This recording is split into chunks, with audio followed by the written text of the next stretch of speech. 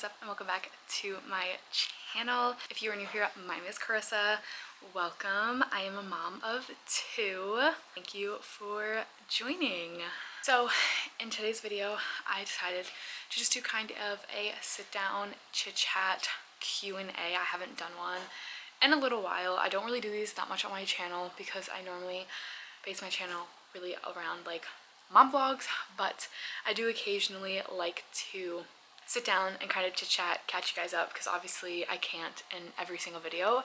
So that's what we're going to do here today. We are running on crunch time because Mr. Man, he is finally sleeping, but if you watched last week's vlog, you would know we're struggling with sleep.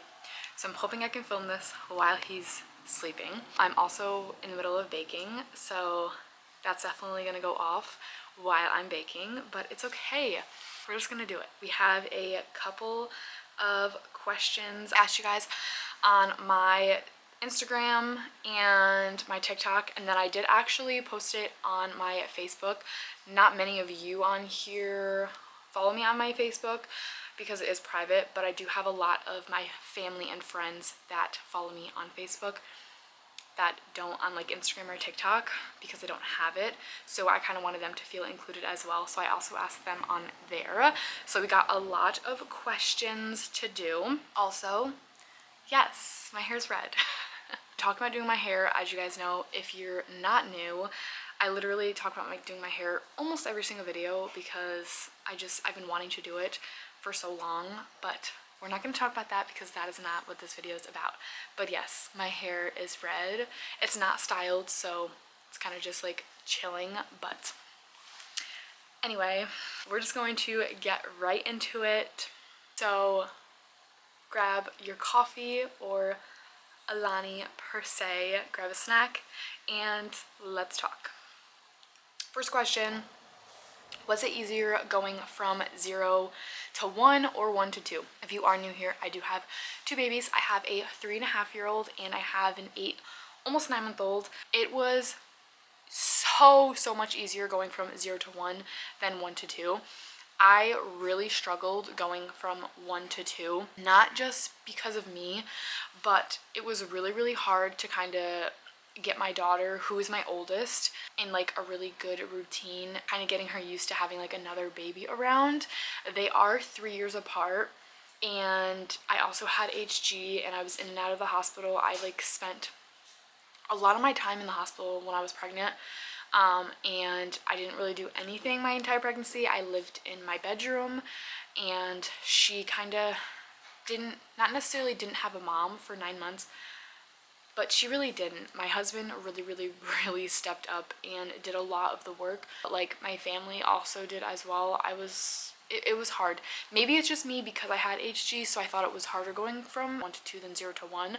But I also think going from 0 to 1 is easier in my opinion because you are a new mom and you're focused on one baby only, and you can kind of fix schedules and do different things, and if something doesn't work, you can change it. It's not really going to mess anybody up because you're just focused on one baby. If you have multiple kids and you have to change a schedule for one baby, it's going to mess everybody else's schedule up. Obviously, my son being almost 9 months old, we've definitely got a routine down. My daughter is very good with him now. We struggled with that in the early ages. But yeah, that was a really long explanation for a tiny question, but yes, I thought it was so much easier going from 0 to 1 than 1 to 2. Next question, how do you keep your supply up? This question I actually necessarily answered, but I do talk about my pumping and my breastfeeding and my supply a lot on my TikTok. I don't necessarily do anything in particular. I don't necessarily take any supplements or take anything or eat anything different. Honestly, if I'm being completely honest, I don't even really drink like water like I should. I drink coffee, I drink energy drinks. I don't necessarily do anything specific to keep my supply up. I think really the biggest thing when you are trying to like keep your supply up or keep your supply steady is, first of all, don't be negative. Your body, your milk ducts, any like your hormones, they can sense that, and that will actually decrease your milk supply. The number one thing I would say, and any lactation consultant will say, is just latch. Honestly, that's just how you're going to just keep your supply up. Some women just really can't make that much milk, or some women just can't make like any milk at all. and that's totally fine. I just kind of go with the flow, feed on demand. But yeah, see yourself going back to school. So if you don't know, I did go to school to be a cosmetologist. I was actually almost done. I only had like 300 less hours to do. I needed 1175, and I only had about 300 left to do. But then I got pregnant with my daughter, and I had HG with her as well. I got really, really sick. I was in and out of the hospital, so I had to take a leave of absence for almost a year, pretty much. And when I wanted to go back, they did not let me. That's a story for another day. So, do I see myself going back to school? Not now. I love being a stay-at-home mom. I love watching my kids grow up. Maybe in the future when both of my kids are in school, but I wouldn't go back to be a cosmetologist. I would probably choose something else. It's definitely been in the back of my head, but for right now, no, I am not going back to school. What's a fun fact about you that your audience might not know? It's a good one. I lived in Georgia, in Lafayette, Georgia, for only 3 months. Had left school when I was in 10th grade and I had moved, and I was homeschooled, and we lived in Lafayette, Georgia for about three and a half months, and then we decided to move back to where I am now.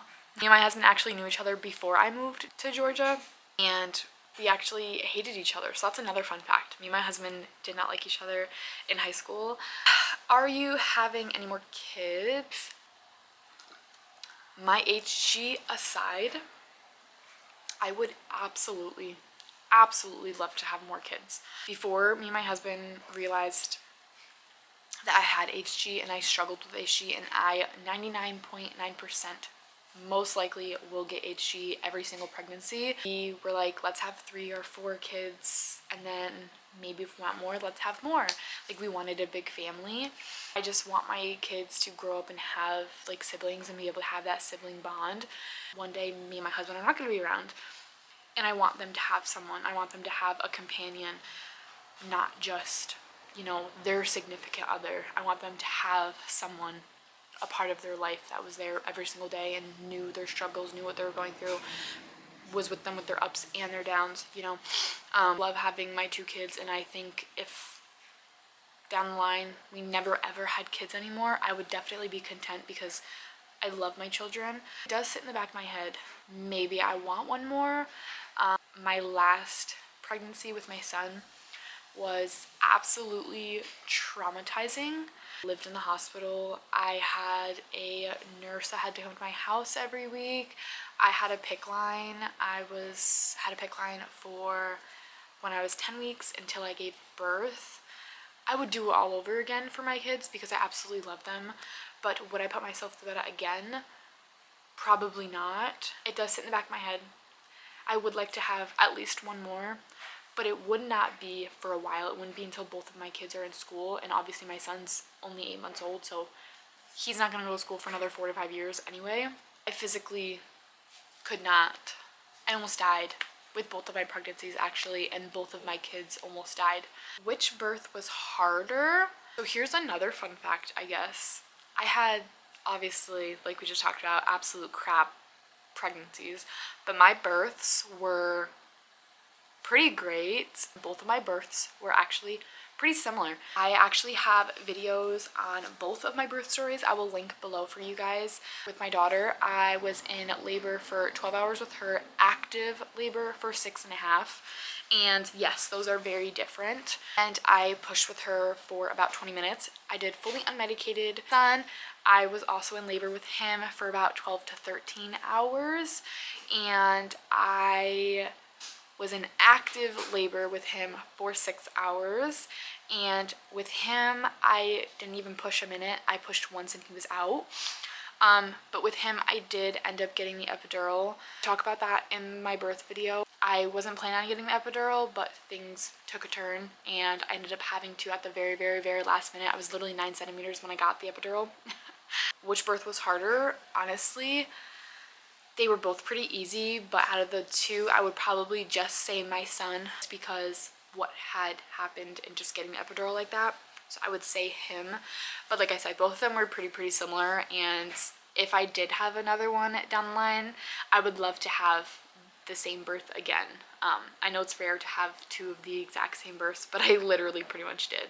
What would have been the kids' names? This is a good one because me and my husband, for the life of us, could not agree on a name with my daughter, but we had an agreement that I would pick a girl name, he would pick the boy name. I just think that's just like a normal thing. Her, like, we literally could not pick a name at all. Her name, we have tons of names that her name would have been, but like out of all of them, her name would have been either Ruby Rose with two E's, so it would be Rubeerose, or Milani Marie. Not necessarily the middle names, but definitely the first name, so definitely either Ruby, definitely either Milani. And I am only telling you these names, obviously, like I said, I don't know if we're gonna have more, but I'm only telling you these because we wouldn't ever use these. But those would have been hers. For my son, we actually agreed on a name very early. A while he wanted a junior, but I just don't like that. To me, that's just weird. Really early, we squashed that. I was like, no, you need to find another name. Honestly, no other name besides having like a junior, so besides Ethan, he was always Enzo. Enzo Valentine to be specific, and my daughter's name is Ariel Evergreen. Question: how do you feel about showing your kids online? I feel like this could be like a video in itself because so many people feel differently about this. So I'm just gonna answer this as quickly as I can because I can literally sit here for hours talking about this. I show my kids online to an extent. If you don't show your kids online, that is obviously completely fine. It's whatever you want to do. I feel like there's no really right or wrong like answer for this. Kids are literally in public all of the time. Everybody sees them. Someone could be down there taking videos and pictures of your kids. Like, there is no 100% way to protect your kids, unfortunately. It's just like a touchy thing because no matter what you say, someone's going to disagree with you, and that's completely fine. Everybody does everything differently. Personally, obviously you guys see that I show my kids online, but like I said, I show my kids online to an extent. So my children get posted online, but they are never naked. I never post them in a state of emotionalness, tantrums, crying, anything like that. I don't post where they reside, where they attend school, where they go. If we ever post something of us going to like a specific place that's public, so like we just recently went to the Great Escape Lodge, if I had ever blogged something like that and I had posted it, obviously it's a public place so anybody can go and anybody can see and meet you there. I never post those things until after we already leave the place. So once I post it, we're already long gone. We're not even there anymore. So I do think there are ways to post your kids online. I am very careful with what I post with my kids. I'm a mom. All of my content pretty much is based around being a mom. It would be very hard to not include my kids because I'm a mom. They're in my lives every single day. They live in the same household as I do. You know, I talk about them a lot. When they get older, I will definitely allow them to choose whether they want to be in a video or not. Even now with my daughter, she's 3.5, but she's very smart. I ask her, would you like to be in the vlog?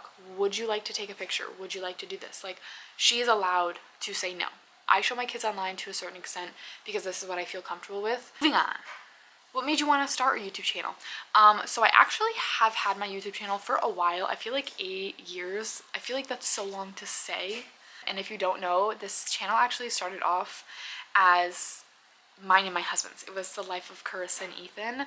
I don't honestly know if I have any of those videos public. I feel like they're private. I wanted to vlog our lives and just kind of have like those memories, which brings me to also why I like to include my kids as much as I can, as much as they will allow me to, because again, down the line, like, these are memories for them. Like, they can look back on these videos and see, like, we went here, this was my birthday party, this was how she did this was my baby shower, this is what my mom looked like and felt like during her pregnancy when she was pregnant with me. Like, all of these things that like you can go back on. That's really why I wanted to start my YouTube, just because I really wanted all of those memories. How do you get so many collabs? I feel like you kind of just have to really put yourself out there. I do email a lot of the collabs that I get. I reach out to them personally. Just kind of, that's just what you have to do. I send them my media kit and say like, hey, I'm really interested. Like, this is my niche. This is like what I like focus my content around.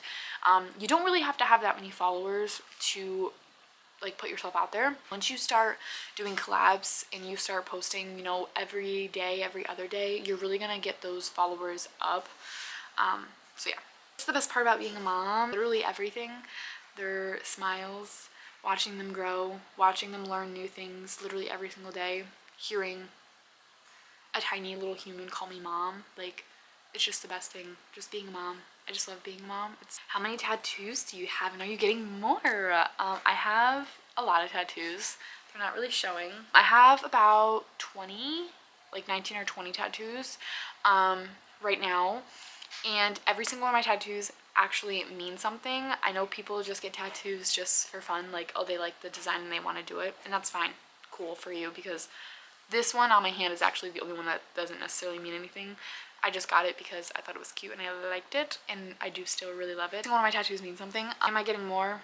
Obviously, I'm absolutely getting more because I absolutely love tattoos. I am actually saving up right now to get a tattoo for my son, which will be coming very, very soon. So I'm really excited for that. But obviously I was pregnant and then breastfed, and then I got pregnant and breastfed again, so it was really hard to get tattoos. I do want to finish my leg. I have a leg sleeve going on, halfway done, and I want to get it done. What are things you did to help your daughter be so smart so young? Things that I did, and that I'll also be doing with my son as well, is honestly I just really worked with her very young. I started at 6 months old. I would sit down with her and I would explain these shapes. I would show her these numbers. I would show her these letters. I would sing songs constantly all day. I would repeat myself and let her just kind of hear what I'm saying. Once your children start talking and saying words, stop baby talking to them. I know it's cute. They're going to continue acting and speaking like that because they're listening to their parent who constantly speaks to them like that. As soon as my children learned how to talk, I immediately talk to them and I address them like they were an adult. And a lot of people are gonna be like, oh, that's ridiculous. Why would you do that? They're children. Because children are sponges. They soak it all up. They soak everything up. If you constantly speak to them as if they were a baby, they're going to continue to speak like that as they get older. I spoke to her like this, full sentences, full words. I didn't cut words in half because I thought they were cute to call it that. Like, if you are like taking words and cutting them in half just to make them sound cute or babyish for your child, they're going to call it that when they're 4 and 5 years old. My daughter speaks full sentences, full words, because that's how I speak to her. That's how her father speaks to her. That's how her grandparents speak to her. Last question, how's my small business going? So if you don't know, I have a micro bakery business. It's called Cece's Homemade Bread Bakery. It is located on Facebook. You can find it on Facebook. That's really the only spot that I have it right now until it kind of gets bigger and better. Going great. The first couple weeks were really, really hectic. I kind of had to figure out like a plan for me because my first week I had 12 orders. My second week I had 10 orders, and it was a lot for one person with one oven with 2 babies. Going really good, and I'm really, really enjoying it. I love baking. Ariel loves watching me. She helps me sometimes. It's going really, really good. I actually am going to add this in here because I know most people are going to ask it because I said it in my last video. Are we moving? Yes, we are moving. I'm not exactly sure when, but it will definitely be hopefully before summer, before the end of summer, but definitely by the end of the year we will be moved. Place is just not working for us anymore. We've been looking at a few apartments, just kind of gauging the market. Really sucks, and we really want to stay in the area. We're trying to stay in the area, but yeah, for anybody who's probably most likely going to ask, are we moving? Yes, we are moving and we are very, very excited. That is everything for this video. Those are all of my questions. If you have any other questions, please ask them below. You can private message me on either my TikTok or my Instagram. Those are also linked below as well. I do plan on bringing you guys with me when we move. I know that's going to be another question. Are we going to vlog the moving process? Absolutely. We may not 100% vlog the like looking at apartments. Maybe I might catch a couple of clips here and there, but nothing like crazy like that. But I definitely plan to vlog the whole packing process, moving, unpacking, everything like that. Moving vlogs coming soon. Those are going to be very, very fun. Ariel is very, very excited to move. We are really, really hoping that Enzo is going to get a room. Anyway, I really, really hope you guys enjoyed this video. Don't forget to like and subscribe if you have not already. I love you guys so much, and I will see you guys in my next one. Bye, guys.